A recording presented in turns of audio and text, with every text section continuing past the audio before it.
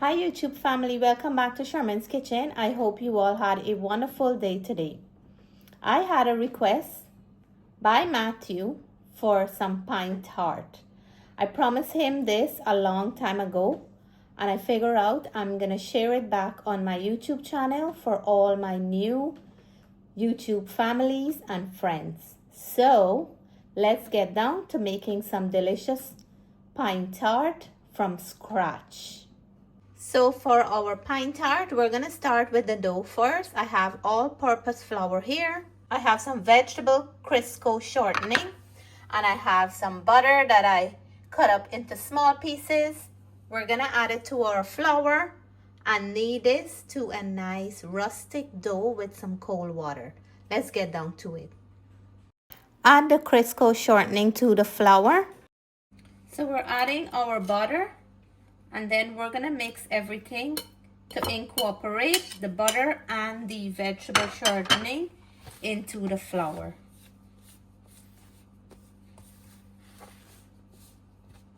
So the key to make a perfect dough for your pastry is to use cold butter and cold shortening. Also to knead the dough with cold water so we still have the butter and shortening in nice chunky pieces mixed into the flour. So this is a good consistency. It feels like a wet consistency I have here right now, and I can see pieces of butter like right here all over. The shortening is white, so it blends in very well with the flour. Now I'm gonna go in with my cold water and then combine everything to one big dough ball, and we're looking for a rustic dough. And with the ice cold water, I had this sitting in my freezer. We're gonna nicely pull everything together, and we're not looking for a sticky kind of dough. We just need a rustic dough. So be careful on how much water you're adding at this point. So this is how the dough should be looking, nice and rustic. We don't want to make a smooth dough like when we're making roti. So wrap this up in some cling wrap, and then we will leave it in the fridge while we're making our jam for the pine tart filling. So wrap the dough up nicely just like that, and then we will come back to this when we're ready to fill out our filling. After finally crushing the pineapple, I'm adding it to my pan, and we will make this to a jam. You can also use pineapple jam from the bottle, but when you make your own, it is very delicious and more tasty. This pineapple, I'm not gonna lie, was so sweet. I started eating it while I was cutting it up. Let's add the rest of the ingredients to the pineapple. So we're adding cinnamon stick. You can also add cinnamon powder if you prefer. I usually add some clove as well, but believe it or not, I run out of clove, so I have to get some, but that's okay. And the ideal sugar for this is brown sugar. You can totally use white sugar too, but the brown sugar gave the jam a nice flavor and also gives a beautiful, nice color when the jam is done. We're gonna add our essence when this is almost done.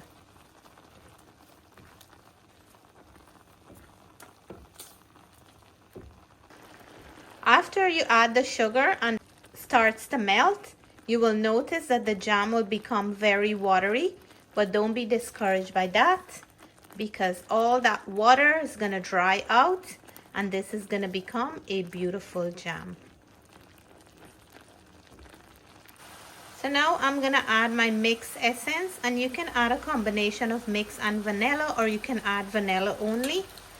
I added mix today because I'm feeling a little bit of mix essence kind of flavor. So the liquid is slowly drying out. I have just a little bit more to go. before I remove it from the heat. So here is our pineapple jam. It just finished. I'm gonna remove it from the pan and leave it to cool down completely before we start putting everything together. I can't miss up the opportunity of taking a little bit of that nice fresh jam and adding it to a croissant. Homemade jam is always the best. So I'm gonna cover it down back, and then I will take a piece. Let me take a bite for everyone. Wow, perfect homemade pineapple jam that can go with anything. You can make this and keep it to eat with bread. So now we're gonna start putting together our jam into our dough. So I just remove it from the fridge and we're gonna roll it off and cut out little circles. So time to roll off this dough. I'm gonna add flour as I am rolling to avoid any sticking. So Matthew is the one who wanted to see how I'm making these pine tart. Matthew loves pine tart. Every time I buy a pineapple, he always asks me to make pine tart. But for me, I have to be in the mood to make it. So today was his lucky day. So we're gonna cut out nice big circle, and I'm using the cover from one of my coconut oil jar. And these will give me very nice size of pine tart.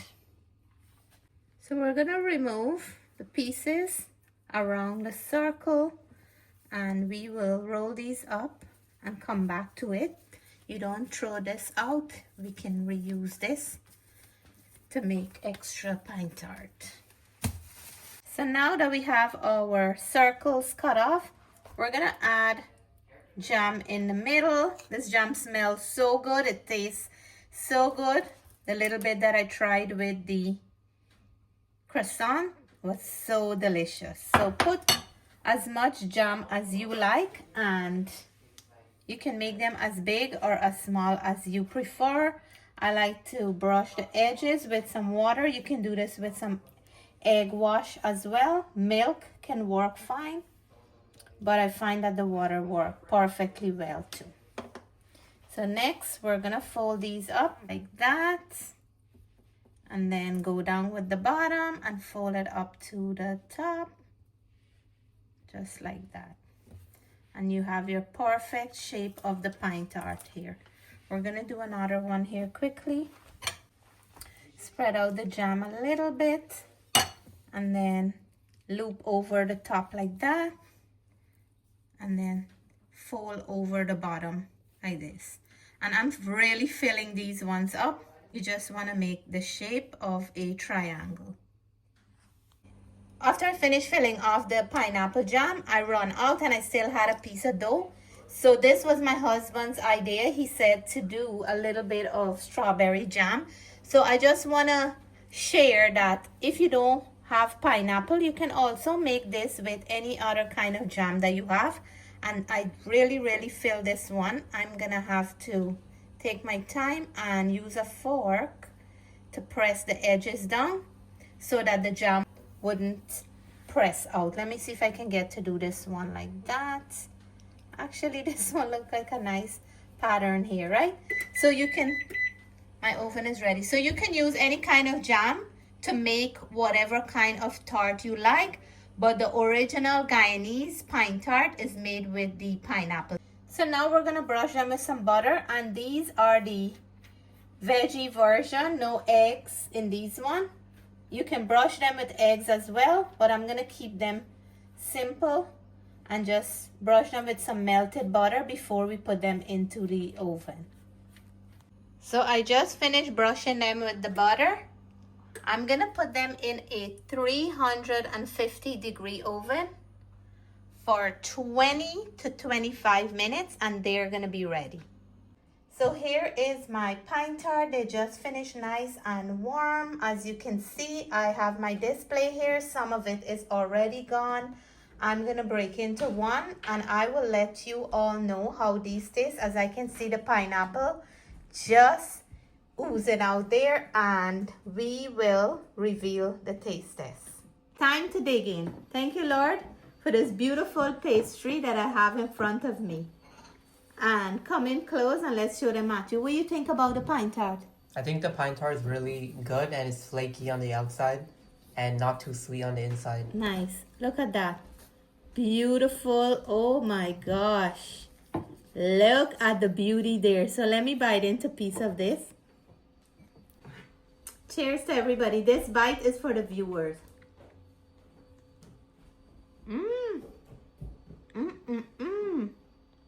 Very flaky, still hot, so much filling inside, and the homemade jam is so delicious. Oh my goodness. Wow. If you haven't made pine tart yet, I hope you'll follow this recipe and make some for your family so they can get to enjoy a good homemade pine tart. Chef's kiss. Thank you guys so much for making pine tart with me today. Take care. God bless. I love you all. Bye for now.